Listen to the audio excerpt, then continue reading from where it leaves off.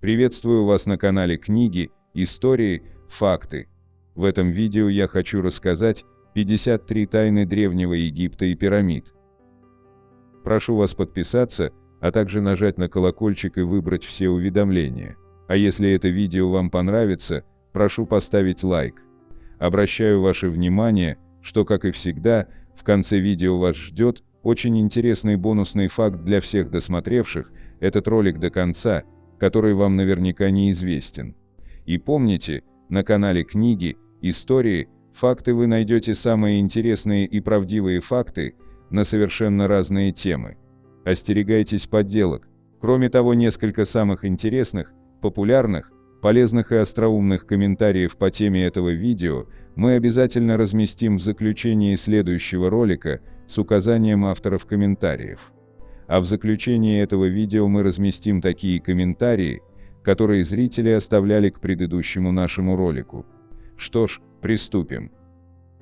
Древний Египет будоражит умы ученых и обывателей с тех самых пор, как впервые был расчищен от песка Большой Сфинкс. И хотя археологи сделали уже немало открытий, связанных с Египтом, земля фараонов хранит под своими песками еще множество тайн. И порой случается так, что новые находки порождают появление еще большего количества загадок и отвеченных вопросов. В своих видео мы уже касались несколько раз тайн, связанных с пирамидами Древнего Египта, но в этом ролике мы хотим рассказать более подробно о многих загадках и секретах Древнего Египта и пирамид. Кроме того, в завершающем пункте мы расскажем об изобретениях древних египтян, которыми мы все пользуемся до сих пор. 1. Затерянный лабиринт Египта. 2500 лет назад в Египте был огромный лабиринт, который, если верить египетским летописцам, превосходил даже пирамиды. Это было огромное здание высотой в 2 этажа, внутри которого находилось 3000 различных комнат, связанных извилистым лабиринтом проходов, настолько сложных, что никто не мог найти выход без провожатого. Внизу находился подземный уровень, который служил гробницей для королей, а наверху была массивная крыша, сделанная из одного гигантского камня. Бесчисленные древние авторы описывали лабиринт, утверждая, что видели его собственными глазами, но 2500 лет спустя ученые не имеют ни малейшего понятия о том, куда он делся. Самое похожее, что было найдено, это массивное 300-метровое каменное плато, которое, по мнению некоторых, было основанием лабиринта. Если это так, то историю нужно переписывать. В 2008 году группа специалистов по геолокации проверила плато и обнаружила, что под ним находится подземный лабиринт, как это описывал один из древних писателей. На данный момент, однако, никто даже не начинал раскопки этого места, которое может быть величайшим археологическим чудом Египта. 2. Неизвестная царица Египта. В 2015 году археологи наткнулись на гробницу женщины, которая была похоронена среди великих пирамид Древнего царства Египта. В ее могиле были надписи, которые называли ее женой фараона и матерью фараона. 4500 лет назад она была одной из самых могущественных женщин на планете. Но никто не знает, кто это. Историки окрестили ее Хинтакавес III, исходя из предположения, что она была дочерью фараона Нефереркара Какаи и царицы Хинткаус II, а также женой фараона Неферефры и матерью фараона Менкаухора. Но это лишь предположение. Кем бы она ни была, она когда-то была невероятно могущественной женщиной, но сегодня о ней все забыли. 3. Израильский сфинкс. В 2013 году в Тель-Хазоре, Израиль, археологи обнаружили то, чего они никогда не ожидали найти так далеко от Египта – 4000-летнего египетского сфинкса. Если быть точнее, то они нашли лапы статуи, опирающиеся на пьедестал. Остальная часть, как считается, была сознательно уничтожена 1000 лет назад. Прежде чем кто-то разрушил этого сфинкса, он был высотой примерно 1 метр и весил полтонны. Никто не знает, что делает египетская статуя в Израиле. Единственная подсказка, которую сумели найти, это надпись на пьедестале, гласившая «Фараон Микерин», фараон, правивший Египтом около 2500 года до нашей эры. Очень маловероятно, что Тель-Хазор был завоеван египтянами. Во время правления Микерина или Маинкаура Тель-Хазор был торговым центром в Ханаане, непосредственно между Египтом и Вавилоном. Он имел жизненно важное значение для экономического благосостояния двух крупнейших держав в этом районе. Как предполагают ученые, это мог быть подарок. 4. Таинственная смерть фараона Тутанхамона. Фараону Тутанхамону было всего 19 лет, когда он умер, и никто точно не знает, что произошло с ним. Его смерть – загадка. Ученые считают, что у Тутанхамона был целый букет болезней, и сказать конкретно, из-за чего он умер, невозможно. У него была малярия, а также он родился с таким количеством генетических нарушений, что историки убеждены, что его родители, должно быть, были братом и сестрой. У него была искривленная нога и генетические дефекты, которые, по мнению некоторых, возможно, сделали его смерть не более чем вопросом времени. У мумии также был проломлен череп, поэтому археологи в течение долгого времени считали, что фараона убили ударом по голове. Но сегодня есть версия, что его голова просто повреждена при бальзамировании тела. Тутанхамон повредил колено незадолго до смерти, что привело к теории, что он умер в результате аварии на колеснице. Но это тоже только теория. В любом случае, его тело было настолько деформированным, что юный фараон, судя по всему, даже не мог стоять без посторонней помощи. 5. Скрытая камера в пирамиде Хеопса. Самая большая пирамида была построена 4500 лет назад для фараона Хуфу, Хеопса. Это огромная структура высотой почти 150 метров, построенная из более чем 2,3 миллионов каменных блоков. До недавнего времени все считали, что внутри ее есть 3 камеры. Если кому-то покажется, что внутри остается слишком много свободного пространства, то он не одинок. Именно поэтому команда исследователей проверила пирамиду в ноябре 2017 года, чтобы узнать, не пропустили ли что-либо ранее ученые. Над большой галереей пирамиды они обнаружили признаки того, что там может быть большая скрытая камера, размером с самую большую найденную камеру во всей пирамиде. Странно, что египтяне сознательно построили скрытую камеру, сделав ее полностью недоступной. К ней нет никаких коридоров или иных путей. Единственным способом разместить что-то внутри было сделать это во время постройки пирамиды и запечатать. Никто еще не видел, что находится внутри скрытой камеры. Но что бы там ни было, фараон Хуфу, по-видимому, не хотел, чтобы это когда-либо снова увидело дневной свет. 6. Мумия, обернутая в иностранную книгу. В 1848 году мужчина купил древнюю египетскую мумию у лавочника в Александрии. В течение многих лет он показывал ее как обычный экспонат, не понимая, насколько странным был артефакт, который он нашел. Только сняв часть бинтов с мумии спустя несколько десятилетий, ученые обнаружили что-то очень необычное. Мумия была обернута в страницы книги, но эта книга была написана не на египетском языке. Понадобились годы исследований, чтобы понять, что это был за язык. Сегодня ученые знают, что книга была написана на этрусском языке, которым пользовалась древняя цивилизация, когда-то жившая на территории современной Италии. Это язык, о котором сегодня почти никто ничего не знает. Текст, в который завернули мумию, является самым длинным этрусским текстом, когда-либо найденным исследователями. Но никто не знает, о чем говорится в нем. Ученые смогли понять несколько слов, которые, по-видимому, являются датами и именами богов, но остается только предполагать, почему в странице завернули мертвое тело. Более того, неизвестно, почему египетская мумия была завернута в этрусскую книгу. 7. Свет Дандары. На стене храма в египетском Дандаре есть огромный рельеф, показывающий очень странный образ. На нем изображена, согласно обычной интерпретации, змея в большом шаре огня, вылетающем из большого цветка лотоса, который поддерживается столпом с человеческими руками. Это странная картина, но не только потому, что у стойки есть руки. Это просто очень похоже на модель трубки Крукса, разновидности ранней лампочки, изобретенной в XIX веке.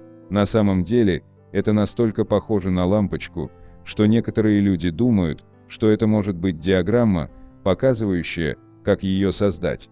Хотя эта теория похожа на те, которые обычно рассказывают псевдоисторики, у нее есть довольно убедительные аргументы. Комната, в которой изображен свет Дандары, является единственной комнатой во всем храме, в которой не было обычных масляных ламп. Археологи обнаружили нагар, который свидетельствует об использовании египтянами ламп во всех частях здания, за исключением этой комнаты. Поэтому, если в данном помещении не было подобной ранней версии лампочки, как вообще в нем можно было что-то видеть? 8. Разрушенная пирамида. Пирамида Джедефра должна была стать самой высокой пирамидой в Египте. У Джедефра не было ресурсов для создания самой большой пирамиды, поэтому он использовал небольшую хитрость и построил пирамиду на холме. Но по какой-то причине, хотя все остальные пирамиды Египта простояли не 1000 лет, пирамида Джедефра стала единственной, которая была полностью уничтожена. От нее осталось только основание. Никто не знает, что случилось с пирамидой, есть только теории. Некоторые считают, что Джедефра просто умер, прежде чем пирамида была достроена, и она осталась в руинах. Другие считают, что римляне разобрали ее на камень 2000 лет назад, разрушив исторический памятник. А может быть, народ Египта ненавидел Джедефра настолько, что он разрушил целую пирамиду. 9. Исчезновение царицы Нефертити. Царица Нефертити вошла в легенды, поскольку является одной из немногих женщин, которые правили Египтом. Она была великой женой фараона Эхнатона, а также, вероятно, матерью фараона Тутанхамона и, как полагают ученые, в течение определенного времени правила Египтом единолично. Но при этом место упокоения Нефертити неизвестно. Поиски ее могилы продолжались годами. До 2018 года археологи были почти уверены, что нашли ее захоронение в секретной камере, скрытой в гробнице короля Тутанхамона. Однако они тщательно осмотрели стену и обнаружили, что там ничего не было. Любопытно, что в египетской истории нет упоминания о ее смерти. После 12-го года правления ее мужа Эхнатона, все упоминания о ней просто исчезли из исторических документов. Некоторые считают, что это случилось потому, что Нефертити стала фараоном и приняла другое имя, но не все согласны с этой теорией. Некоторые полагают, что отгадка более прозаична. По мнению доктора Джойса Тидзели, Нефертити никогда не была фараоном. Так или иначе, но ее судьба остается загадкой. 10. Затерянный Пунт. Древнеегипетские писания полны ссылок на страну под названием Пунт. Это было древнее африканское царство, полное золота, слоновой кости и экзотических животных, которые будоражили воображение египтян. И оно, должно быть, было чрезвычайно могущественным. Египтяне даже окрестили это место землей богов. Но нет никаких сомнений в том, что Пунт действительно существовал. В древних писаниях есть многочисленные упоминания об этом. В древнеегипетском храме есть даже картина царицы Пунта, но никаких следов существования этого государства ученым найти не удалось. Единственная информация, содержащая намеки на существование Пунта, это артефакты, которыми владели египтяне. Ученые, отчаявшись выяснить, где находилось это царство, изучили мумифицированные останки двух бабуинов, которых египтяне привезли из Пунта, и определили, что бабуины скорее всего происходили примерно из современной Эритреи или Восточной Эфиопии. Это, по крайней мере, дает отправную точку в том, где искать Пунт, но на самом деле это огромная область для археологического поиска. 11. Где находится могила Александра Македонского? Наверное, никто из людей не был так же близок к власти над всем известным миром, как Александр Македонский. Но несмотря на всю свою известность, мы понятия не имеем, где он на самом деле был похоронен. Журнал «Археология» опубликовал две статьи Роберта Бьянки в 1993 и 1995 годах о поисках гробницы Александра. Как выяснилось, гробницы вообще не должно было быть.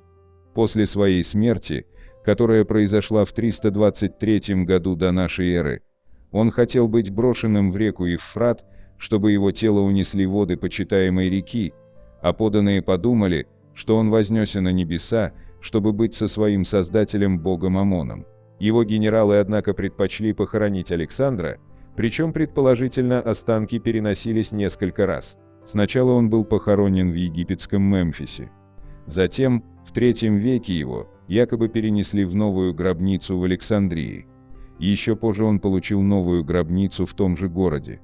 В 215 году нашей эры римский император Каракalla посетил его гробницу, это последнее, что нам о ней известно.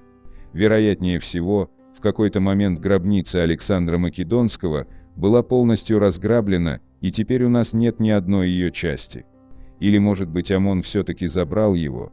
По состоянию на 1993 год Высший совет по древностям предпринял 140 попыток отыскать могилу и останки Александра, но безрезультатно. Спустя десятилетия поисков информации не стало больше. Единственное, в чем все согласны, так это в том, что он действительно когда-то покоился в Александрии и оставался там до тех пор, пока его могила не исчезла. 12. Как изначально называли сфинкса? На протяжении веков человечество почти ничего не знало о сфинксе. Вплоть до 1817 года все, что мы могли видеть, это его голова, выглядывающая из песка. Но с тех пор, во многом благодаря усилиям археолога Марка Леннера, о сфинксе стало известно гораздо больше. У нас есть представление о том, кто его построил, это фараон Хафра, и то, как он это сделал. Сотни наемных рабочих обрабатывали огромный кусок известняка, используя медные и каменные инструменты. Этот причудливый монумент они смогли создать примерно за 3 года. На этом, в общем-то, и все. Во-первых, мы до сих пор не имеем понятия, как древние египтяне вообще называли эту скульптуру. Сфинкс – это греческий термин, которого не существовало на тот момент, когда Хафра построил этого колоссального льва. Поэтому вопрос его истинного названия в настоящее время остается загадкой. Самая большая проблема заключается в том, что, как выразился египтолог Джеймс Аллен, египтяне не писали историю, поэтому у нас нет понимания того, что именно и зачем создали строители. Также неясно, что он собой символизирует. Очевидно, он был построен по какой-то причине, но по какой, никто не знает. Судя по всему, бог той эпохи, Рути, состоявший из тел 2 львов, сросшихся сзади, прямо как в мультфильме «Котопес», занимался тем, что охранял вход в подземный мир. Это звучит очень похоже на сфинкса, но второго льва рядом нет, поэтому все, что у нас остается, это твердо и вероятно. 13. Зачем была нужна храмовая обувь? В 2004 году археолог Анджело Сисано опубликовал в журнале Мемнония отчет о находке 2000-летней давности, на которую он и его команда наткнулись в Египте. Они обнаружили кувшин храма в Луксоре, который был намеренно помещен в небольшое пространство между стенами из сырцового кирпича. Внутри находилось 7 пар обуви. Никто не знает, зачем они были туда помещены, также неизвестна судьба их владельцев. Эксперт по древнеегипетской обуви Андре Вильдмейер, да, есть и такой, изучил фотографии обуви, которые ему прислал Сисано. По его оценке, эти сланцы, скорее всего, были довольно дорогими и, по всей видимости, изготовлены за границей. При этом, они наверняка принадлежали кому-то из высшего общества. Зачем у них возникла необходимость положить свою дорогую обувь в кувшин и поставить между стенами внутри храма? Возможно, банальное объяснение – это был тайник, и они собирались забрать их позднее, но не смогли этого сделать по какой-нибудь причине. Или они оставили их там для того, чтобы ими воспользовались другие. Никто не знает. Также не удалось установить точную дату их создания. Обуви по крайней мере 2000 лет, но без радиоуглеродного анализа невозможно сказать наверняка.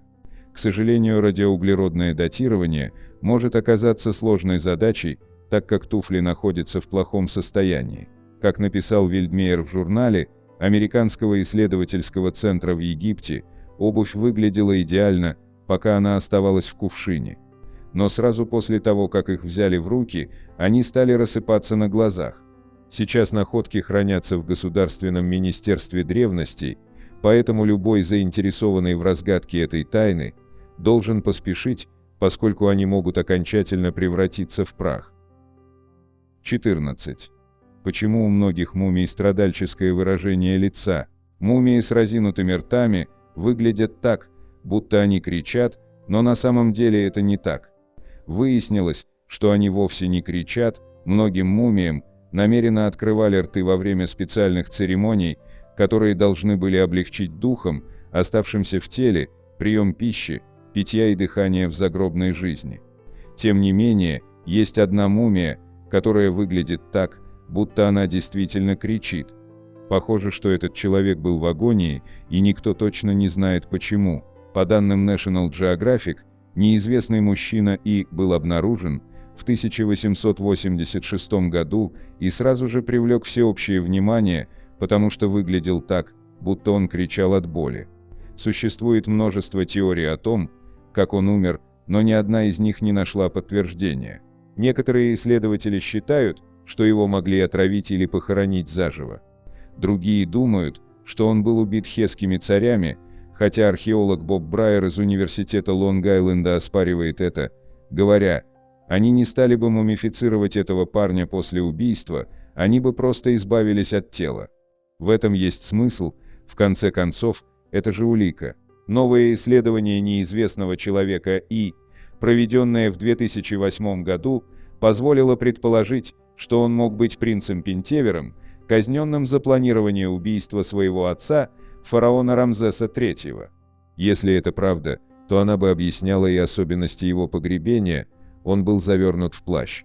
Это, по словам Захи Хаваса, означало, что он совершал в своей жизни плохие поступки. Также это могло бы объяснить, почему на его могиле не было никаких отметок, таким образом он не смог бы присоединиться к загробной жизни. Такой ритуал считается худшим из возможных наказаний для древнего египтянина. Это могло бы даже объяснить, почему его мумификация была такой необычной, он не был обезвожен, его мозг все еще был в черепе, а смолу заливали ему в горло, а не в череп. Но это всего лишь теория. Без более подробной информации у нас останется только эта интригующая история, которую кинематограф почему-то до сих пор не экранизировал. 15. Сколько камер в Великой пирамиде? Все знают Великую пирамиду в Гизе, ведь это единственное сохранившееся чудо света, поэтому она столь популярна. Некоторое время назад всем казалось, что о ней известно абсолютно все, особенно о том, что находится внутри. 3 зала, камера царя, камера царицы и большая галерея. Но совсем недавно были обнаружены другие камеры, что вызвало вопрос, что еще скрывает эта пирамида. В 2016 и 2017 годах исследовательская компания Scan Pyramids, это международный проект, используя метод мюонной томографии, обнаружила неисследованные полости, говорящие о возможном существовании 2 новых камер внутри пирамиды, одной за северной стеной и еще одной на северо-восточном краю. Надо упомянуть, что в 1993 году исследователи использовали маленьких роботов, которые обнаружили наличие загадочных туннелей, которые никто не видел с момента ее постройки. Хотя найденные тогда полости оказались слишком малы, чтобы их можно было использовать, но это наводило на мысль, что в пирамиде может быть больше скрытых камер, чем мы думали. И благодаря Scan Pyramids эта идея нашла подтверждение. А если было найдено 2 комнаты, то сколько их может быть еще? Возможно, эти комнаты разделены на другие помещения. В любом случае, пока не будет проведено больше исследований, мы не сможем узнать что-то новое. И, честно говоря, в этом есть плюсы. В конце концов, Великая пирамида – это чудо света, так почему бы ей не продолжить удивлять всех своими тайнами? 16. Кем были народы моря? Каждому герою нужен достойный соперник, и какое-то время своеобразными джокерами для египетских бэтменов были народы моря. Как и в случае с суперзлодеем из комиксов, мы мало что знаем о том, кем были эти люди. Как сказано в энциклопедии древней истории, народы моря были группой пиратов и налетчиков, которые плавали по Средиземному морю в поисках мест для грабежа. Обычно их главной мишенью оказывался Египет, который, по-видимому, решил стереть их из истории, почти не упоминая о народах моря. Свитки и документы того времени практически ничего не говорят о захватчиках с моря, если не считать коротких записей, как на стеле в Танисе. Они пришли с моря на своих военных кораблях, и никто не мог устоять против них. Такие правители, как Рамзес II, упоминали о них в письменной форме, но не удосужились сообщить, кто они и откуда пришли. Скорее всего, любой древний египтянин, читавший или писавший эти надписи, уже знал, кто они такие, отчего такие банальные вещи не упоминались. Высказывается предположение, что они были в союзе с хеттами и даже могли стать наемниками самого Рамзеса. Если это правда, то похоже, что они не были народом, а просто сборищем людей, которые любили и умели воевать. Но не думайте, что они были из того места, которое хетты называли своим домом, современная Турция, потому что фараон Меренптах писал, что они вступили в союз с ливийцами. Поэтому, скорее всего, это действительно была группа наемников, съехавшихся отовсюду и объединившихся для завоевания новых земель, в частности Египта. Но, увы, этому нет никаких письменных подтверждений. 17. Где находилось королевство Ям? Более 4000 лет назад где-то в Египте существовало таинственное царство под названием Ям. Это была богатая и изобильная земля. Как описано в книге Роберта Бьювала и Томаса Брофи «Доисторическое происхождение Древнего Египта», египетский казначей Харкуф упомянул, что он вернулся из поездки в Ям со многими ценными вещами, такими как 300 ослов, нагруженных черным деревом, благовониями хикену, зерном, леопардовыми шкурами, слоновьими бивнями, множеством бумерангов и всевозможными красивыми подарками. К сожалению, его точное местоположение почти не упоминается, поэтому трудно сказать, где находилось это царство. Согласно черному бытию, большинство египтологов считают, что Ям существовал где-то рядом с египетскими землями, например, на юге или на западе вдоль долины Нила, так как пустыня на севере была слишком суровым местом для жизни. Но есть одна большая проблема с этой гипотезой – это сами сочинения Хархуфа. В той же самой надписи, процитированной выше, он хвастался тем, что совершил поездку в Ям и обратно за 7 месяцев. Бьювелл и Брофи подсчитали, что, основываясь на скорости ослов, на которых он ездил в Ям и обратно, Хархуф проехал не менее 1500 километров в одну сторону. То есть это может быть как Аравийский полуостров, так и территории современных Ливии или Судана. Многие египтологи настаивают на том, что Ям находился на каком-нибудь пересечении торговых путей, являясь просто большим рынком, а когда караваны стали ходить по другим маршрутам, он, попросту, стал никому не нужен и исчез. Независимо от того, какой теории вы придерживаетесь, у обеих есть одна общая черта. Все исследователи пожимают плечами, когда речь заходит о точном местонахождении этой райской страны благовония и леопардовых шкур. 18. Кто был похоронен в Курне? В 1908 году британский египтолог Флиндерс Петри наткнулся на королевское захоронение, которое никто и никогда раньше не видел. По-видимому, он отыскал неизвестных членов королевской семьи, но даже спустя столетия мы не знаем, кто там покоился. Как пояснили в Национальном музее Шотландии, в котором сейчас хранятся саркофаги, команда Петри проводила раскопки на окраинах Фиф, когда обнаружила богато украшенные захоронения 2 человек. Гробы были датированы примерно 17 или 18 династиями, что делает эту находку старше Тутанхамона как минимум на 250 лет. После вскрытия саркофагов стало известно, что одна мумия была молодой женщиной, а другая – ребенком, который предположительно принадлежал ей. На каждой из них были украшения из золота и слоновой кости, говорящие об их высоком положении и значимости. К сожалению, надписи, которые могли раскрыть информацию об их личностях, были повреждены. Единственное, что удалось прочесть, великая жена царя. Есть несколько предположений, основанных на королевах того времени. Это могла быть Хаанхис, Нубимхат, неизвестная жена Рахаптепа или Инятефа V. Подсказок относительно женщины и ребенка практически нет, и пока исследователи не смогли приблизиться к разгадке этой тайны. 19.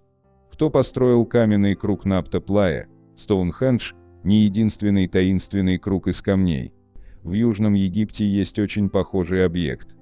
Каменный круг Напта-Плая представляет собой группу плоских камней с высокими камнями посередине. В 1974 году его обнаружила группа ученых. По словам экспертов по археологии, он намного меньше Стоунхенджа, но, возможно, служил той же цели. С оговоркой «может быть», потому что никто с полной уверенностью не скажет, с какой целью был построен Напта-Плая. Астрофизик доктор Томас Брофи в своей статье 2005 года «Исследование мегалитов в Напта-Плая», основываясь на спутниковых изображениях, предполагает, что каменный круг был построен по неким астрономическим причинам. Кроме того, имеется статья 2007 года «Астрономия Напта-Плая», в которой высказывается мнение, что расположение камней обнаруживает очень раннюю символическую связь с небесами. Дело в том, что пока не удалось понять, что это может быть за связь. Возможно, что это вообще символ космического бога, о котором мы еще не знаем. Как пишет Брофи, вероятно, что было раскопано лишь небольшое количество подобных скульптур, отчего трудно прийти к выводу, что это такое. 20. Какой язык на Розесском камне является основным? Прошли десятилетия с тех пор, как лингвисты расшифровали 3 языка на Розесском камне: иероглифы, древнеегипетский, дематический и древнегреческий. Но мы еще не знаем, какой из 3 диалектов является основным, как и то, какой из них появился на камне первым и вдохновил 2 следующих писцов. Трудность заключается в том, что все 3 широко использовались в древнеегипетские времена. Джон Рэй в своей книге «Розесский камень» и «Возрождение Древнего Египта» полагает, что иероглифы были наиболее важной частью надписи на камне, так как они предназначались для богов и жрецов. Довольно просто, правда? Иероглифы, безусловно, очень интересны своим видом и впечатляют многих, так почему бы не сделать их самыми важными? Но другие не торопятся делать такие выводы. Согласно последним компьютерным исследованиям, позволившим расшифровать и проанализировать похожие надписи, все 3 части одинаково важны. Поскольку многие египтяне говорили как на греческом, так и на египетском языке, имели имена на обоих языках и поклонялись богам, тоже называя их на 2 языках, следовательно, имело смысл, чтобы надпись сделана сразу на 3 диалектах. Тем не менее, Розесский камень и его надписи до сих пор вызывают споры в научном сообществе. 21. Личная гигиена. Как египтяне ухаживали за кожей и волосами. Ухаживающие средства в основном использовались для защиты кожи и волос от горячего воздуха пустыни. В качестве базы выступали масла, отжатые из фруктов или орехов. Мыло делали на основе глины, животного жира, соли. Что касается волос, нередко у египтян заводились вши, поэтому они смазывали кожу головы маслами или вовсе брились наголо и носили самодельные парики. Для поддержания молодости кожи женщины использовали масла семян растений. 22. Медицина. Ссылаясь на Гомера в Одиссее, Египет – земля, богатая лекарствами. Существовали лекарства от всевозможных болезней, которые готовились из разнообразных ингредиентов.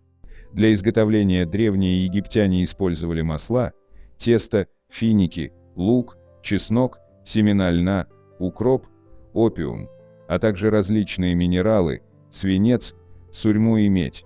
В ход шло также мясо, кровь и внутренности животных. Все эти лекарства смешивали с молоком, вином или пивом, или делали из них отвары. Некоторые инфекционные болезни лечили с помощью заплесневелого хлеба. 23. Календарь. Египтяне измеряли время привычно для нас – в годах, месяцах, днях, часах. В Египте зародился один из первых и самых продуманных солнечных календарей. Год делился на 12 равных месяцев, каждый из которых содержал по 30 дней. Большинство месяцев египетского календаря получили свои названия в честь различных божеств. В летоисчислении древние египтяне опирались на даты правления фараонов. 24. Кондиционирование воздуха.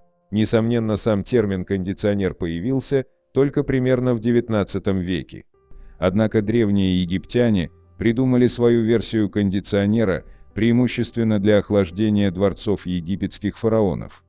Конструкция представляла собой надстройку над зданием в виде башни с отверстиями в верхней части, через которые воздух попадал в специальный резервуар с водой, а оттуда – внутрь помещения. 25. Полярность. В Древнем Египте полярность относится ко всем явлениям. Глубокое понимание египтянами природы двойственности во Вселенной отражено во многих древних текстах и рисунках. Между двумя противоположностями для них существовала некая духовная связь. 26. Мораль. Мораль у древних египтян превалировала над законом, что было вызвано отчасти особенностями религиозной культуры. Они понимали природу чувства справедливости, знали, что виновные должны быть наказаны, а добро – вознаграждаться.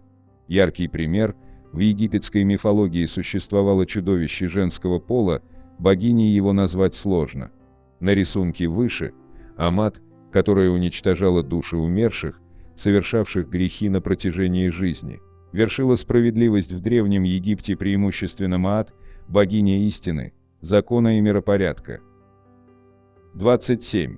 Уважение к людям с физическими недостатками и отклонениями. К людям, не похожим на других, карликам, великанам, людям с врожденными физическими отклонениями древние египтяне относились с глубоким уважением, недостатки никак не влияли на положение в обществе, в вопросах работы им всегда отдавалось предпочтение. Карликам уделялось особое внимание, часто они были высокопоставленными чиновниками, и более того, египтяне поклонялись нескольким карликовым богам. 28. Фараоны. Фараонами традиционно назывались верховные правители Древнего Египта. Фараонам поклонялись, они считались наполовину людьми, наполовину богами, или, по крайней мере, посредниками между небом и землей. Самый долгоправящий фараон, Пеопи II, правление которого продолжалось 94 года и было самым длительным в мировой истории. Согласно ученым, секрет долголетия Пеопи – он всегда защищался от мух и других насекомых, которые были переносчиками болезней. Подле него постоянно находилось несколько рабов, намазанных медом. 29. Кошки. Нигде кошкам не поклонялись так, как в Древнем Египте. Эти животные были священными, их образ был наделен символическим и мистическим смыслом. Во времена культа кошки убийство величественного животного каралось смертной казнью. Когда кошка умирала, хозяева впадали в глубокий траур и в знак скорби сбривали брови. Тело кошки мумифицировали и хоронили, помещая в гробницу молоко и мумии мышей. В 1888 году египетский фермер обнаружил огромную гробницу, содержавшую около 80 тысяч мумифицированных кошек. 30. Лабиринт Геродота. Представьте себе строение, которое по своей грандиозности превосходит пирамиды в Гизе и все великие творения греков. Так историк Геродота характеризовал египетский лабиринт, который лично посетил в V веке до нашей эры. Лабиринт представлял собой украшенное скульптурами обширное сооружение на берегу озера. Большая пирамида соединялась с ним подземным ходом. Перед входами находятся многочисленные склепы с извилистыми коридорами. «Ни один путник не сможет найти выход без проводника», – писал историк. Все это вызывает во мне бесконечное восхищение. Также Геродот рассказывал, что ему запретили посещать нижние уровни, потому что там были расположены гробницы королей и священных крокодилов. Существовал ли на самом деле такой лабиринт и что там находилось – вопросы, на которые еще предстоит найти ответы. На фотографии выше вы видите предположительный вход в лабиринт, описанный Геродотом. 31. Дрессированные бабуины. Бабуины часто играли важную роль в обрядах, а их изображения присутствуют на стенах древнеегипетских храмов. Причем на рисунках они танцуют, играют на музыкальных инструментах, собирают урожай и даже помогают женщинам одеваться, словно кто-то их для этого выдрессировал. Все это странно, потому что начиная с античности в Египте не было местных обезьян. Возможно, во времена Древнего Царства они жили в южной части Верхнего Египта. 32. Таинственный обелиск. В египетском городе Асуан находится уникальный обелиск, который построили по заказу знаменитой царицы Хатшепсут. Вероятно, он должен был стать дополнением к тому обелиску, который мы сегодня знаем как Латеранский, его можно увидеть на одной из площадей Рима. Это один из самых больших обелисков Египта, его длина составляет почти 42 метра, и это самый большой кусок камня, обработанный человеком. Работа над ним не была завершена, он остался в скале, из которой был выдолблен. Остается только догадываться, как монумент весом до 1200 тонн вообще могли обработать в таком положении. 33. Египетская Атлантида. Знали ли вы, что в Египте есть своя Атлантида? И в отличие от мифического государства, она вполне реальна. Не так давно археологи отыскали у берегов Египта затонувший город Тонис, другое название Гераклион. Ученые нашли под водой статуи и сооружения древнего города. Примерно 2300 лет назад здесь находился один из крупнейших портов древнего мира. Его упоминали многие древние летописцы.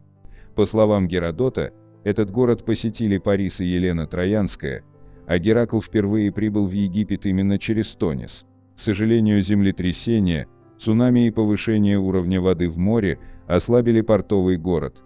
К концу 8 века нашей эры то, что осталось от Тониса, ушло под воду. 34. Любовные напитки.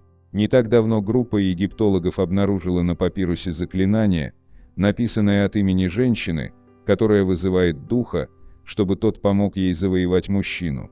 А в нескольких древних текстах даже описываются любовные заклинания и рецепты исцеления.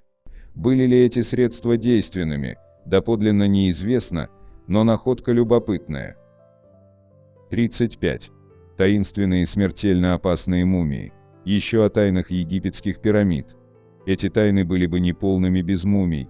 Как мы знаем, в Древнем Египте люди предпочитали метод мумификации другим методикам захоронения покойников, потому что считали, что жизнь существует и после смерти, а значит, и тело должно сохраняться в максимально приемлемом виде. Также в загробной жизни ушедшему человеку, особенно если он был богат и знатен при жизни, понадобятся и вещи, а следовательно, в саркофаг нужно было положить все то, чем пользовался человек, в том числе и самые ценные предметы.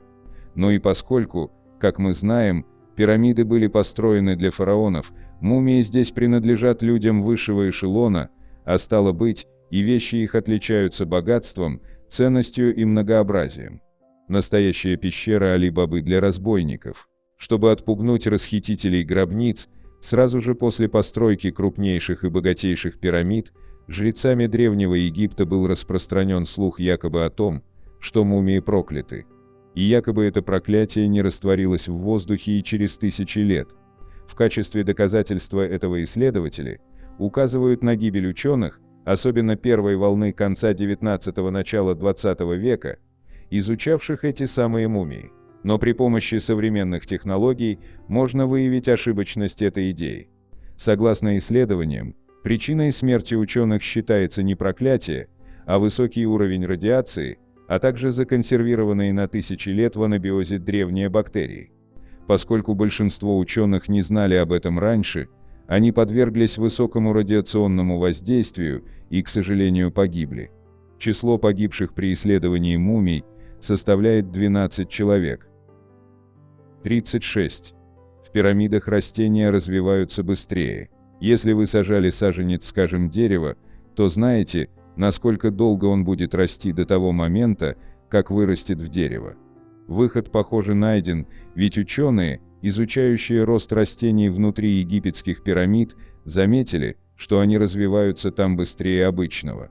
Кто знает, Если в будущем мы сможем разгадать эту загадку и создать на ее основе технологии, быть может, это поспособствует революции в растениеводстве и сможет вывести сельское хозяйство на недосягаемый до того уровень. Но до тех пор пока что этот феномен так и остается тайной. 37. Строители пирамид сумели решить проблему вентиляции в закрытых со всех сторон пирамидах. Как вы знаете, египтяне мумифицировали умерших, исходя из своих верований. Но они, как и во всем, что касается смерти, подходили к погребению с максимальным вниманием к деталям. А что если покойники чувствуют запах? Вопрос для современного человека более чем наивный, но не для древних египтян. Возможно, тысячи лет назад до нашей эры египтяне тоже подумали об этом, ведь как объяснить, что в этих великолепных сооружениях, которые они построили для фараонов, вовсе нет неприятных запахов. Ни запаха плесени, пыли и тому подобного. А ведь эти гигантские гробницы запечатывались на тысячи лет, в них нет ни окон, ни дверей, но есть система вентиляции, позволяющая воздушным потокам выводить неприятный душок от объекта, если он вообще там мог появиться. 38. Тайные двери и лабиринты древнеегипетских пирамид. В огромных комплексах пирамид находится большое количество комнат. Многие из дверей, которые ведут в те или иные помещения комплекса, были обнаружены и исследованы, но говорят, что в пирамидах до сих пор есть потайные двери, которые так еще и не были открыты. Некоторые ходы по каким-то причинам банально не могут открыть, а за некоторыми находятся ходы, сложные, как лабиринты. Ходят байки, что бывали случаи, когда исследователи, входившие в эти лабиринты, исчезали бесследно, а те, кому посчастливилось найти выход, приходили туда, откуда начинали свой путь. 39. Вдохни новую жизнь в уход за лицом. Благодаря особой форме пирамид вода, оставленная в одном из помещений на 5 недель, превращается в лосьон. Правда это или нет, мы не знаем, но такой слух ходит, и, возможно, это еще одна загадка, связанная с древними строениями. 40. Тайны пирамид. Загадка архитектурных достижений.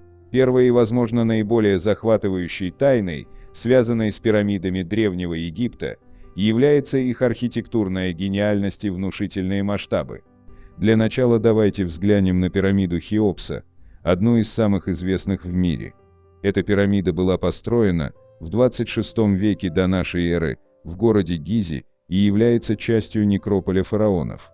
Пирамида Хеопса высотой около 147 метров и имеет площадь основания более 53 тысяч квадратных метров. Она состоит из более чем 2 миллионов каменных блоков, причем каждый блок имеет вес в несколько тонн. Это вызывает естественный вопрос: каким образом древние египтяне, не располагая современными строительными технологиями и машинами, смогли создать такое величественное сооружение?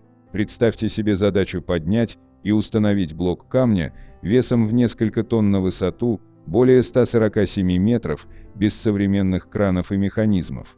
Это вызывает ученых и исследователей на поиски ответов. Существует несколько теорий, которые пытаются объяснить, каким образом могли быть построены пирамиды. Одна из самых известных и широко принимаемых теорий заключается в том, что предполагается использование воды для увлажнения песчаных дорог, по которым перемещали блоки, делая их скользкими и уменьшая трение. Это могло сделать процесс передвижения огромных блоков более легким. Однако, несмотря на многочисленные теории, до сих пор нет однозначного ответа на вопрос о том, каким образом были созданы пирамиды Древнего Египта. Многие ученые и исследователи продолжают искать новые доказательства и методы, чтобы более точно понять, какие технологии и способы могли быть задействованы в процессе строительства этих величественных сооружений. Методы строительства.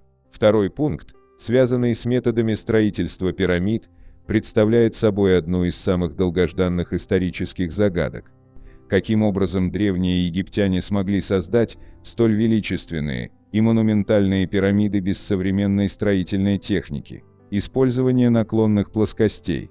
Одной из наиболее признанных теорий является использование наклонных плоскостей, которые создавались из глины, песка и камней.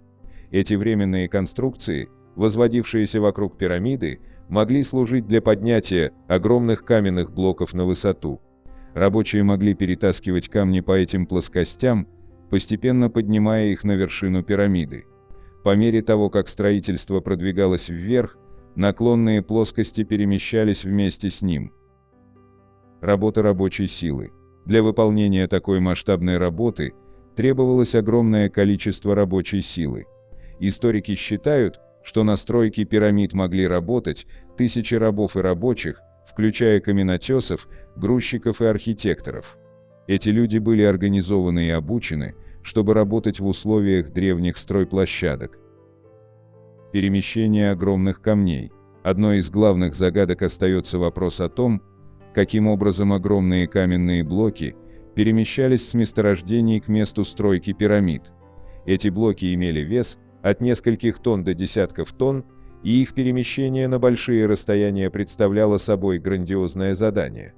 Один из вариантов использования деревянных бревен, чтобы создавать пути, по которым можно было скользить камни. Сложность и точность конструкции.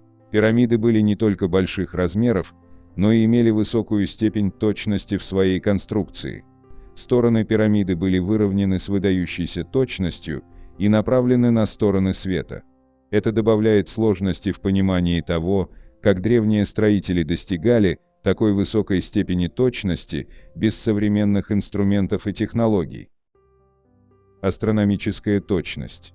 Одной из самых захватывающих загадок, связанных с пирамидами Древнего Египта, является их астрономическая точность. Пирамида Хеопса, самая большая и известная из пирамид, выстроена с удивительной точностью относительно сторон света и астрономических явлений. Ориентация на стороны света. Пирамида Хеопса была построена так, что ее 4 стороны идеально соответствуют 4 сторонам света – северу, югу, востоку и западу. Погрешность в ориентации пирамиды составляет менее 1 доли градуса. Точность такой ориентации вызывает вопросы о том, как древние египтяне могли добиться такой степени совершенства без современных средств навигации.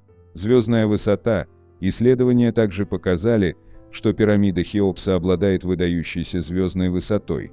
Это означает, что высота пирамиды была подобрана так, чтобы определенная звезда, обычно это полярная звезда, была точно над ее вершиной в моменты важных астрономических событий, таких как весеннее и осеннее равноденствие. Это может свидетельствовать о том, что пирамиды могли иметь астрономическое значение и использовались в качестве астрономических инструментов. Связь с созвездиями. Некоторые исследователи утверждают, что расположение 3 больших пирамид на плато Гизы может символизировать появление созвездия Ориона на земном небе.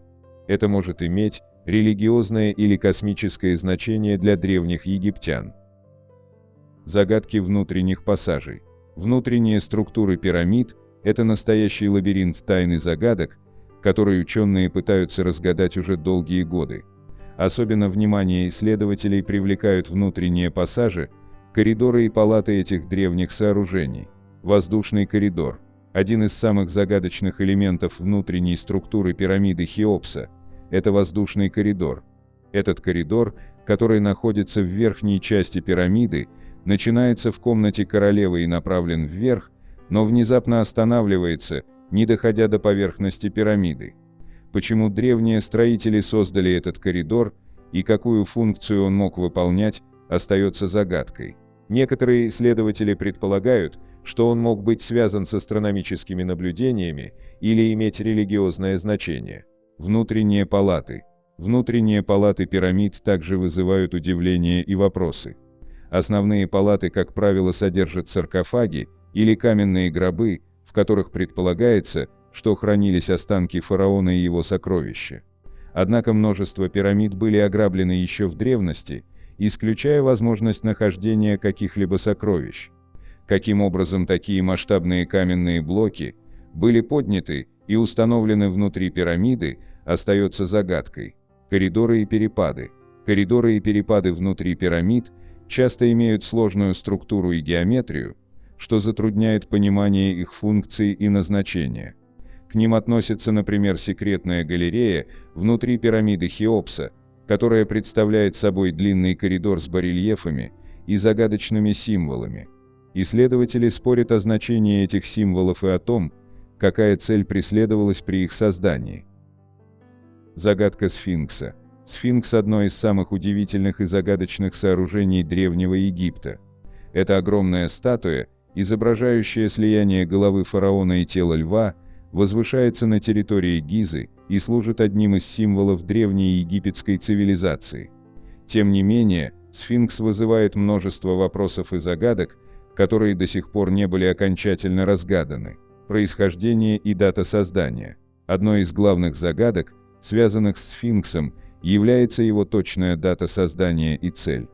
По мнению большинства исследователей, сфинкс был построен в период Древнего Египта, возможно, во времена фараона Хефрена, второго из пирамидальных фараонов Гизы. Точная дата его создания до сих пор остается предметом дискуссии. Роль сфинкса. Существует множество гипотез относительно роли сфинкса в древней египетской культуре. Некоторые считают, что сфинкс представлял собой олицетворение бога-хранителя, защищавшего фараона и Египет. Другие считают, что сфинкс мог служить астрономической обсерваторией или имел связь с мистическими обрядами и верованиями. Утерянные черты. Сфинкс имел когда-то чередующиеся полосы красного и черного гранита, которые сейчас утеряны. Также отсутствует нос сфинкса, что вызывает множество вопросов. Некоторые исследователи считают, что нос был намеренно разрушен, возможно, в результате акта иконокластичности. Другие предполагают, что нос был утерян в результате природных процессов. Секреты под поверхностью. Интерес к сфинксу не ограничивается его внешним видом.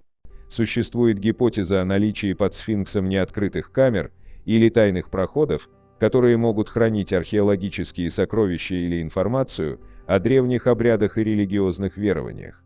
В настоящее время исследователи и археологи продолжают работу над разгадкой загадок сфинкса. С использованием современных технологий, таких как георадар и лазерное сканирование, они пытаются раскрыть секреты этой великолепной статуи и ее окружения. 41. В Египте обнаружена пещера с рисунками, возраст которых 4400 лет. Казалось бы, о древней египетской цивилизации историкам уже известно достаточно много, и на новые открытия рассчитывать не приходится. Однако совсем недавно археологи это опровергли, сообщив об очередной феноменальной находке. Во время раскопок западного некрополя в Гизе они обнаружили пещеру, в которой сохранилось большое количество наскальных рисунков. Возраст этих рисунков – 4400 лет. Рисунки были нанесены на стены в годы правления Пятой династии 2465-2323 годы до нашей эры. Предположительно, в пещере проживала жрица по имени Хетпет. Такие сведения озвучивают представители Министерства по делам древностей. До наших дней сохранились рисунки с изображением жрицы в разных позах: во время охоты, рыбной ловли и сидящей за большим столом. На других рисунках можно увидеть музыкантов и танцовщиков, а также ремесленников, кожевенников и мастеров, работающих с металлом. Кроме того, в двух сценах представлены обезьяны. В тот период эти животные были ручными. Одна обезьяна собирает урожай фруктов, вторая танцует перед оркестром. Похожие рисунки археологи уже находили ранее в пещерах времен XII династии в Сахаре. Впервые археологи обнаружили некрополь в 1842 году. Теперь пришло время открыть пещеры. Имя Хетпет они прочли у входа в пещеру. Ранее немецкая экспедиция уже сталкивалась с этим именем. В 1909 году археологами из Германии была обнаружена коллекция античных вещей, принадлежавших этой же жрице или другой жрице с таким же именем. Эта коллекция сейчас находится в музее Берлина. Имя Хетпет зазвучало второй раз спустя столетия. Археологи продолжают раскопки в поисках новых сокровищ. В Египте уверены, что новость о пещере жрицы привлечет туристов, интерес которых к Гизе стал постепенно угасать. 42.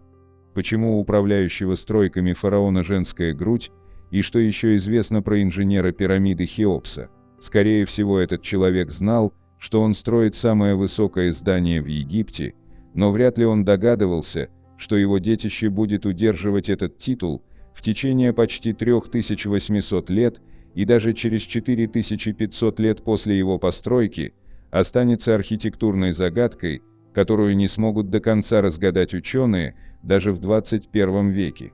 Великая пирамида Гизы, крупнейшая из египетских пирамид, построенная около 4500 лет назад, несмотря на свою всемирную известность, и сегодня хранит множество тайн и загадок. Существует множество версий строительства пирамиды Хеопса, от традиционной, изложенной в учебниках истории, до причастности к строительству внеземных цивилизаций. И все же есть имя одного совершенно реального человека, жившего во времена фараона Хеопса, который имеет непосредственное отношение к строительству пирамиды. Кто первым в истории рассказал о пирамиде Хеопса и почему она пуста? Ученые до сих пор озадачены тем фактом, что Великая пирамида Гизы в древних египетских папирусах не упоминается.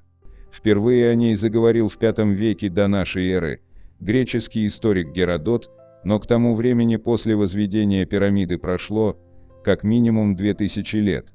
Геродот сообщает, что Великая пирамида была построена при фараоне-деспоте, которого звали Хеопс, ее возводили около 20 лет, а на строительстве было занято около 100 тысяч человек. Если верить Геродоту, то Хеопс был настоящим деспотом. Древний историк называет его еретиком, который приказал закрыть храмы, чтобы египтяне не служили богам, а работали на него. В общем-то, так и появилась Великая пирамида, которую древнеримский писатель Плиний назвал огромным напоминанием о тщеславии. Ведь на сооружение Великой пирамиды пошло около 2 250 000 каменных блоков объемом каждый более кубического метра. Этого материала было бы достаточно, чтобы построить город со 100-тысячным населением.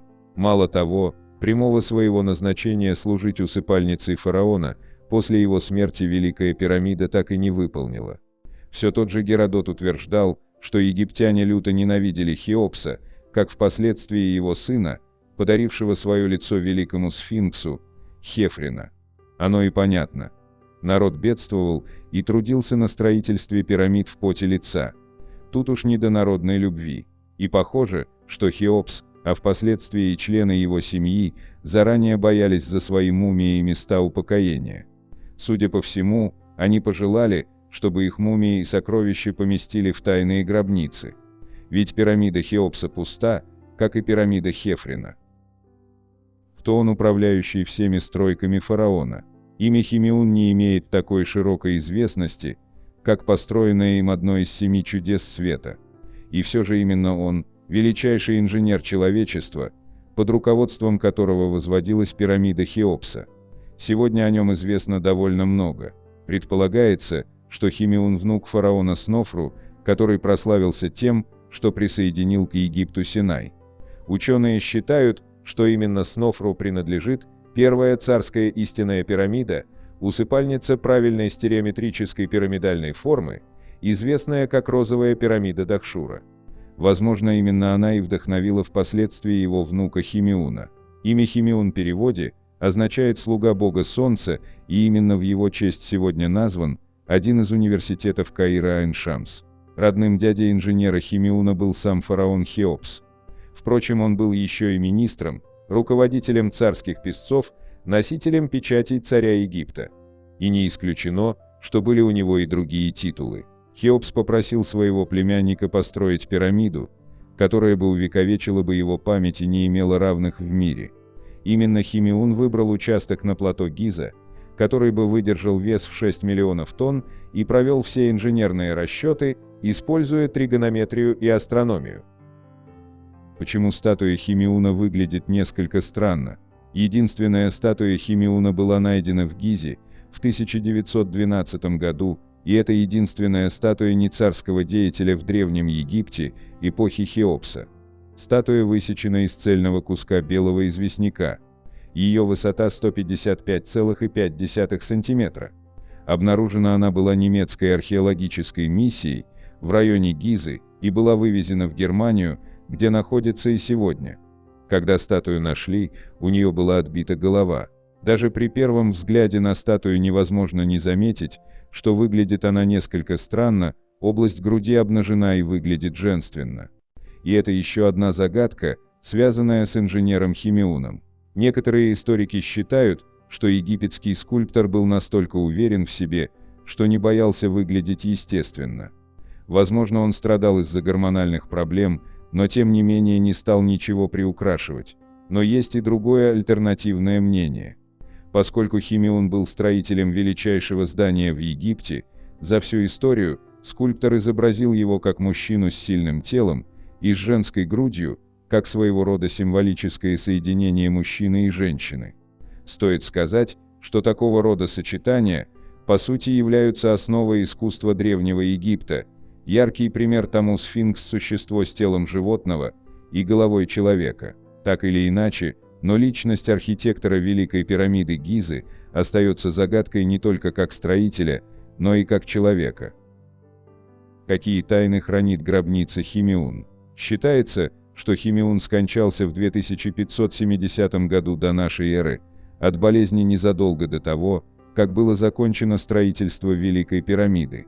Он был в мастабе, древнеегипетской гробницы в виде усеченной пирамиды, которая была разграблена еще в древности. Именно здесь и была найдена вывезенная из Египта статуя инженера, она прекрасно сохранилась и отличается весьма выраженными портретными чертами. Мастаба Химеуна была отделана священным белым турским известняком, как и пирамида Хеопса. Внутри был обнаружен барельефный портрет Химеуна и некоторые даты, относящиеся к времени правления фараона Хеопса. Интересно и само расположение мастабы Химеуна. Она несколько смещена на северо-восток от Великой пирамиды, и при восходе солнца в день весеннего и день осеннего равноденствия тень от верхушки пирамидиона пирамиды Хеопса, которую возводил Химеун, указывает точно на эту мастабу. Этот поразительный факт четко и неоспоримо указывает на высокий уровень астрономических и математических знаний уже в те времена. Раскопки в этом районе продолжаются и в наши дни, ведь практически половина построек еще находится под песком. Кстати, побывать в городе мертвых вокруг пирамид весьма интересно. Здесь есть не только гробницы, но и служебные постройки, казармы, здания охраны, жилища обслуживающего персонала и строителей. В древности это место было обнесено стеной. Известны многие имена похороненных здесь, не только имя инженера Химеуна, настоящая энциклопедия биографий, живших почти 5000 лет назад. 43. Новая тайна пирамиды Хеопса. Загадка, которая может привести к созданию светового компьютера. В течение 200 лет ученые занимаются исследованием пирамиды Хеопса. За это время они применяли разные методы анализа, запускали в середину пирамиды специальных роботов, проводили самые разнообразные замеры. Казалось, за такой срок пирамида уже должна была открыть все свои тайны, однако очередное открытие потрясло даже видавших виды исследователей. Загадки пирамиды Хеопса, одно из 7 чудес света, остается предметом изучения вот уже больше 200 лет. При этом очередное исследование приоткрывает новую тайну и приводит к появлению все новых и новых вопросов. Точная дата постройки пирамиды неизвестна, так как радиоуглеродный метод, применяемый при исследовании возраста пирамиды, позволяет предположить только ориентировочную дату – от 2680 года до нашей эры до 2850 года до нашей эры. Инициатором стройки был фараон Хуфу, Хеопс, а сама пирамида долгое время была самым высоким строением в мире. Впрочем, и сегодня ее размеры остаются весьма впечатляющими, особенно если учитывать время, в которое велось строительство. Фактически все работы велись вручную или с использованием нехитрых механизмов. В 2017 году был обнаружен папирус с описанием возможного метода транспортировки огромных блоков. Для того, чтобы их доставить к подножию пирамиды, египтянам пришлось отвезти воду от Нила, проложив через плато Гиза искусственные каналы. Именно по ним на деревянных лодках, соединенных канатами, блоки перевозили к месту стройки. Пирамида Хеопса единственная, где существуют коридоры, ведущие как вверх, так и вниз. Главный поначалу спускается вниз, затем расходится еще на два, один из которых спускается, а по второму можно подняться в большую галерею. Уже по галерее можно пройти к комнате царицы и непосредственно к самой усыпальнице. Туннель, ведущий вниз, является ходом к недостроенной похоронной камере. Загадкой остается и тот факт, что усыпальница, предназначенная для захоронения фараона, оказалась на самом деле пустой. Уже в 21 веке исследователи пирамид обнаружили в загадочных строениях пустоты. Выяснилось, что помимо 3 основных камер, расположенных внутри пирамид, есть дополнительные помещения. Примечательно, что в стенах основного коридора, по которому можно попасть в главную усыпальницу, есть довольно необычные каналы.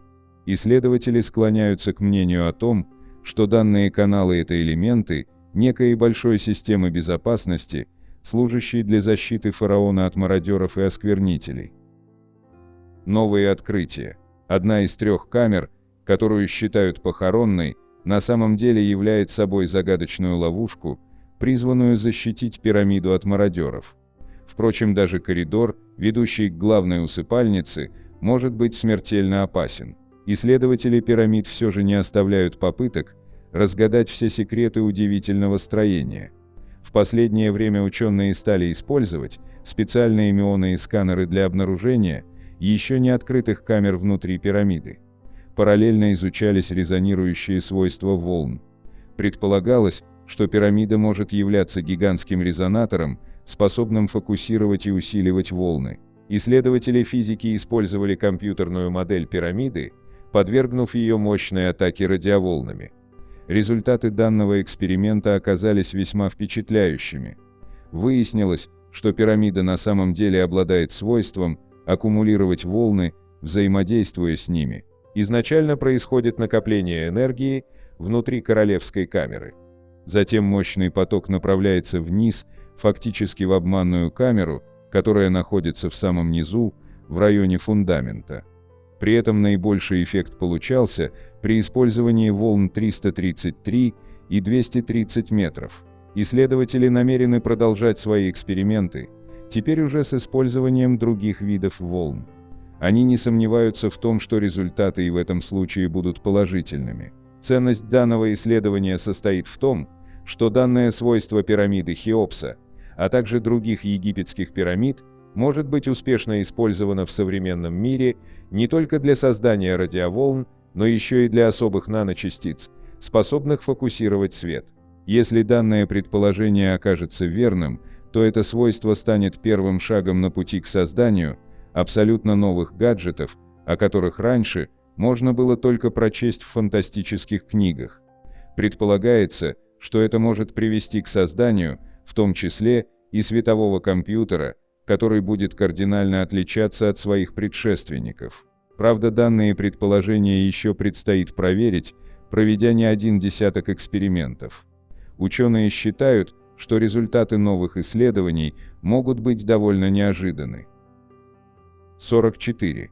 Ученые раскрыли тайну 3000-летнего сыра из египетской гробницы. Несколько лет назад в гробнице, находящейся в Саккара в 30 километрах от Каира, учеными был обнаружен продукт, который они не сразу смогли идентифицировать. На анализ находки было потрачено 4 года. Исследования были недавно завершены, однако их результаты оказались несколько неожиданными. Без сомнений, это был сыр, однако его употребление несло угрозу жизни даже 3200 лет назад. Странная находка. На западном побережье Нила расположен огромный некрополь Саккара, площадь которого составляет 8 километров. Он служил для захоронений представителей многих династий египетских правителей и относился к Мемфису. Древний город Мемфис в далекие времена был столицей Египта.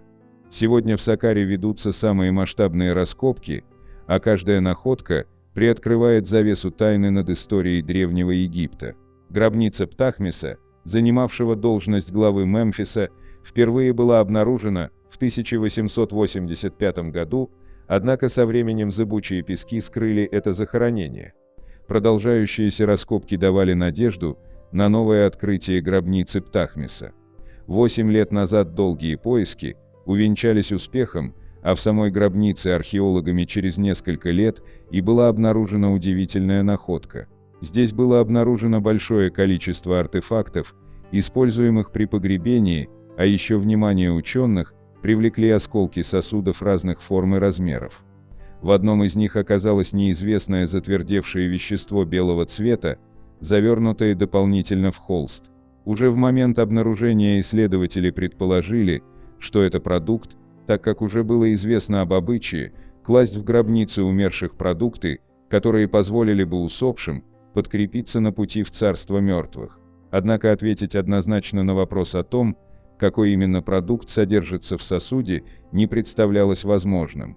Исследователям предстояло провести подробный анализ обнаруженного вещества, используя современные методы и технологии.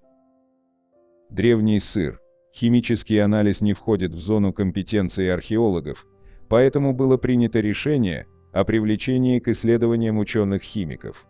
Группу возглавил кандидат химических наук Энрико Греко из Университета Катании, Италия, а в ее состав вошли итальянские и египетские научные работники. Первичный анализ вещества показал высокое содержание сахаров и белков различных видов. Обнаруженные вещества и цепочки аминокислот, хоть и были частично разрушенными от времени, однако дали полное право ученым говорить о находке, как об одном из самых древних сыров, обнаруженных сегодня. Только одну находку можно назвать старше, чем египетская. Образцы сыра возрастом 3600 лет были найдены в 2014 году немецкими учеными в гробнице с мумиями в пустыне Такла-Макен. Анализ сыра из гробницы Птахмиса показал, что он был изготовлен с применением молока коров и сычужной закваски, извлеченной из желудка телят. Однако дальнейшие исследования позволили ученым определить не только состав сыра, но и обнаружить бактериальные белки. В продукте в довольно большом количестве содержатся бактерии Brucella melitensis, которые являются причиной бруцеллеза у людей и животных. Если углубиться в изучение египетских хроник, то можно найти в них упоминания о вспышках средиземноморской лихорадки, уносившей множество жизней. Теперь появилось однозначное доказательство того, что служило причиной эпидемии. При этом в процессе изучения сыра не нашлось никаких следов полезных лактобактерий и других микробов, которые применяются при ферментации молока. Возможно, археологам удастся найти подобные вещества в других захоронениях, что вместе с дальнейшим анализом уже найденного сыра позволит найти технологию, по которой изготавливался сыр в Древнем Египте. 45. Почему египтяне перестали строить пирамиды? Последняя пирамида была построена около 1500 года до нашей эры. Затем фараонов хоронили в долине царей, недалеко от Фив, современный Луксор, новой столицы Древнего Египта. Что именно заставило правителей Египта отказаться от практики захоронений в пирамидах, неизвестно, хотя существует множество теорий. Одна из теорий заключается в том, что религиозные изменения примерно в 1500 году до нашей эры начали подчеркивать важность строительства гробниц под землей в скальных породах. В Фивах, в отличие от предыдущей египетской столицы, Мемфиса, было гораздо меньше открытого пространства, а то немногое, что там было скалистым. Это нельзя было назвать идеальным ландшафтом для строительства массивных памятников. Постоянное разорение гробниц также стало проблемой. Захоронение же было грабить сложнее. Более свежая теория о том, почему строительство пирамид прекратилось, принадлежит Питеру Джеймсу, инженеру, которому было поручено исследовать внешнюю оболочку изогнутой пирамиды, построенной в 2600 году до нашей эры. Джеймс обнаружил, что экстремальные колебания температуры в египетской пустыне заставляли известняк расширяться и сжиматься, перемещая каменные блоки к краям пирамиды и заставляя их ломаться. Как ни странно, но необычная конструкция изогнутой пирамиды сделало ее наиболее хорошо сохранившейся, так как зазоры между каменными блоками позволили им смещаться при тепловом расширении, не разрушая корпус. Потратив столько времени, денег и энергии на создание совершенных памятников, это видимое и быстрое разрушение пирамид могло быть одной из причин, по которой фараоны отказались от них как от погребальных памятников. 46. Связь с божественным миром. Сакральное число 7. Почему именно 7 главных пирамид? Загадка раскрывается через призму древнеегипетской мифологии. Ученые связывают это число с культом бога Осириса, бога загробного мира. Согласно верованиям, в 7 часов вечера царь загробного мира принимает души усопших. Проходя через 7 комнат и 7 дверей, мертвец попадает в подземное царство. Таким образом, пирамиды становились своего рода усыпальницами, а их количество было тесно связано с мифологическими представлениями. 47. Загадочный раствор. Секрет стен пирамид. Известняковые блоки, из которых состоят пирамиды, соединены загадочным составом, ингредиенты которого по сей день не получилось полноценно определить. Кое-кто из ученых даже предполагает, что некоторые ингредиенты в этом растворе имеют инопланетное происхождение. Этот раствор был настолько прочным, что между блоками не проходила даже иголка. Хотя с течением времени он немного изменил свои свойства, он до сих пор надежно удерживает структуры пирамид. 48. Монументальный вес. Пирамида Хеопса. Пирамида Хеопса, одна из наиболее известных, имеет впечатляющий вес в 5 миллионов тонн, что соответствует весу 700 Эйфелевых башен. Это огромное количество материала привело к определенному проседанию пирамиды в грунт. За все время ее существования она опустилась на 8 метров, подобные изменения происходят и с другими пирамидами. 49. Магия геометрии. Секретные измерения. Пирамида Хеопса скрывает в себе гармонию чисел и измерений. Периметр пирамиды, разделенный на две высоты, дает число π. Каждая грань пирамиды строго ориентирована по сторонам света. Ученые предполагают, что пирамиды могли использоваться как эталоны для различных измерений, включая временные и линейные. А еще, пирамиды построены так, что внутри всегда сохраняется одна и та же температура, плюс 20 градусов Цельсия, вне зависимости от того, какое время года и какие погодные условия снаружи. 50. Тайны внутренних просторов. Склепы и тоннели. Многие туристы надеются увидеть склепы внутри пирамид, однако они находятся в отдельном месте в долине царей. Пирамида Хеопса содержит 3 погребальные комнаты, расположенные друг под другом. Многочисленные тоннели внутри пирамид оснащены загадочной системой, которая до сих пор остается неразгаданной учеными. 51. Величие чуда. Свет пирамиды.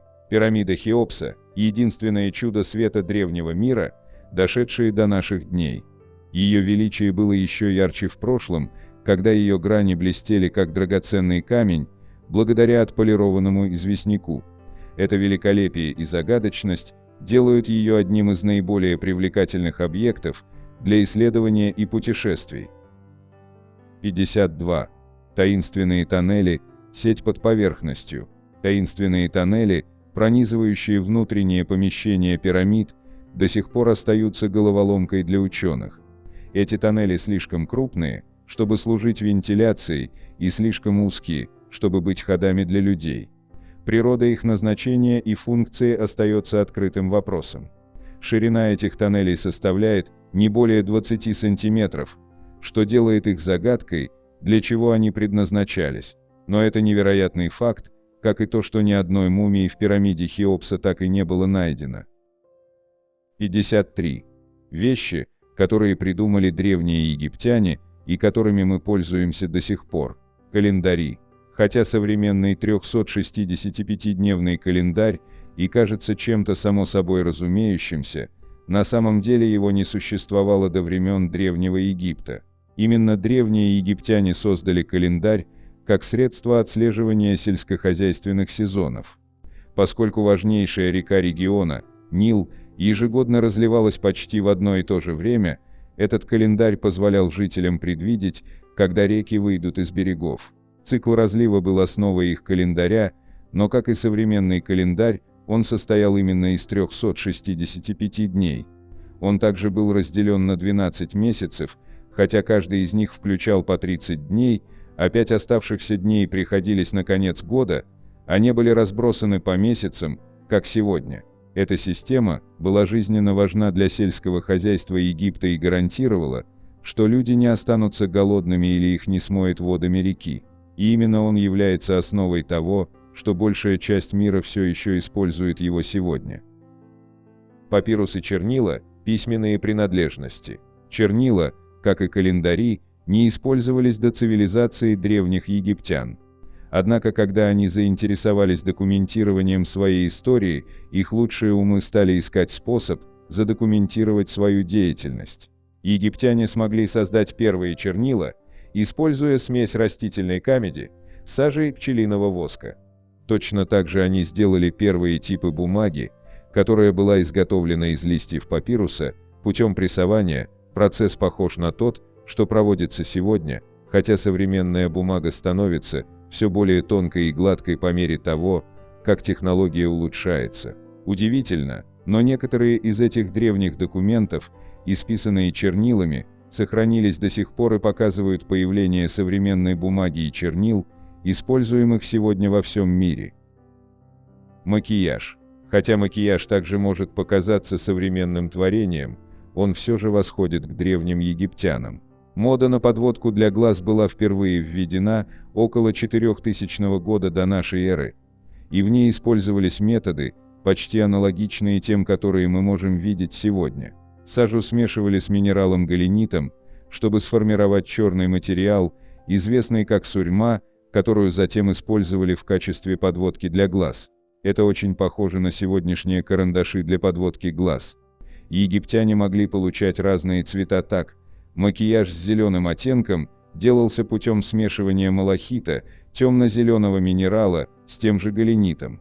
Макияж в древнеегипетские времена использовался как мужчинами, так и женщинами как символ статуса, а также в религиозных целях. Представители высшего сословия и члены королевской семьи использовали его обширно, в том числе и густую подводку для глаз, откуда и появился так хорошо узнаваемый очерченный контур глаз. Мятные леденцы для дыхания. У древних египтян часто были проблемы с зубами, и как следствие этого неприятный запах изо рта. И все в немалой степени из-за того, что для измельчения муки и зерна использовались камни, жернова и такие простейшие устройства, как каменные ступки и пестики, а значит, в еду древних жителей Египта часто попадал песок. Этот мельчайший песок стирал зубную эмаль, делая зубы более склонными к образованию кариеса и других болезней, что в свою очередь приводило к появлению неприятного запаха изо рта. Вот чтобы бороться с этим запахом, древние египтяне и разработали первые известные миру мятные леденцы. Они были сделаны из смеси ладана, корицы и миры, которые затем были сварены с медом и сформированы в гранулы, похожие на современные конфетки. Бритье и стрижка. Древние египтяне были одними из первых известных ученым-историкам людей, которые массово брились и стриглись. Считается, что длинные волосы не гигиеничны, а жара в Египте, вероятно, сделала неудобным наличие большого их количества. Из-за этого в моду вошло чисто выбритое лицо. Волосы коротко подстригались или их сбривали начисто, а жрецы так вообще доходили до того, что брили все тело полностью каждые 3 дня. Отсутствие волос также было символом статуса, а щетина считалась ярмом низшего класса. Борьба с волосами без специальных, очень острых инструментов невозможна, поэтому древние египтяне, как считается, изобрели первые бритвы. Их делали из заостренных камней, которые напиливали на лезвие и вставляли в деревянные ручки. Затем они были модернизированы с изобретением медных лезвий. Точно так же были изобретены парикмахерские салоны, и богатые люди могли вызвать кого-нибудь к себе домой, чтобы побриться или подстричься. Дверные замки. Трудно представить себе время, когда дверных замков не существовало, но их действительно просто не было до времен Древнего Египта. В 4000 году до нашей эры был впервые создан фиксатор с запорным штифтом, который был очень похож на засов. Такой замок состоял из полого ригеля, на котором были штифты, которые можно было сдвинуть, вставив ключ. При прижимании шпонки к этим штифтам они отодвигались от стержня анкера, что в свою очередь позволяло вынуть шпиндель. Замки в то время были значительно более громоздкими по сравнению с современными. Эти древнеегипетские замки были размером более полуметра, довольно тяжелые и банально большие. Боулинг. Хотя боулинг не является полезным инструментом, он, как и многие другие изобретения в этом списке, все же присутствует. Удивительно, что древние египтяне изобрели это все еще популярное развлечение тысячи лет назад. Археологи обнаружили остатки комнаты, в которой находился ряд дорожек, длина которых составляла почти 4 метра. Вместе с дорожкой был обнаружен набор шаров самых разных размеров. Эта комната, которая находится в Нармутиасе, примерно в 90 километрах от Каира, считается одним из ранних свидетельств игры в боулинг. Предполагается, что игра больше походила на современные игры в боче или боулинг на лужайке. Вместо того, чтобы сбивать кегли, как это делается в современном боулинге, египетская версия, казалось, заключалась в том, чтобы бросать шары в маленькое отверстие посреди дорожки. На этом я бы хотел закончить это видео с 53 тайнами Древнего Египта и пирамид. Ну и уже по традиции, для всех досмотревших этот ролик до конца, предлагаю узнать бонусный факт: египтяне были чемпионами древних математических вычислений. Математика использовалась для различных сфер жизни. Чудеса расчетов обнаружены в стенах храма Абу-Симбел. Храм спроектирован таким образом, что дважды в год солнечный луч преодолевает коридор длиной 65 метров и освещает статуи богов Амона, Ра-Харахти и Рамзеса II. На бога Птаха солнце не падает никогда. Кроме того, 2 дня этого феномена – это день рождения фараона и день его коронации, 22 октября и 22 февраля. Вот такими у нас получились 53 тайны Древнего Египта и пирамид. На экране вы можете увидеть несколько комментариев из предыдущего ролика. Надеемся, вам понравился материал, который мы собрали для вас. Оставляйте комментарии, ставьте лайки, делитесь своим мнением о ролике, знали ли вы бонусный факт. Все это очень важно для нас и позволяет продолжать радовать вас новыми, надеемся, еще более интересными видео. Отдельно хочу поблагодарить всех поддержавших наш канал материально зрителях в это непростое время, их имена вы можете увидеть в описании ролика. Благодарю за просмотр этого видео и прошу подписаться на канал Книги, Истории, Факты, нажать на колокольчик и выбрать все уведомления. Вам наверняка понравится. Я расскажу еще много интересного и познавательного. Прошу при возможности помочь каналу, заглянув в описание этого видео, и поддержать любым удобным способом. Ваши комментарии и то, что вы делитесь нашими видео в самых разных социальных сетях и мессенджерах, помогают развитию нашего канала и позволяют понять, что прилагаемые усилия не напрасны.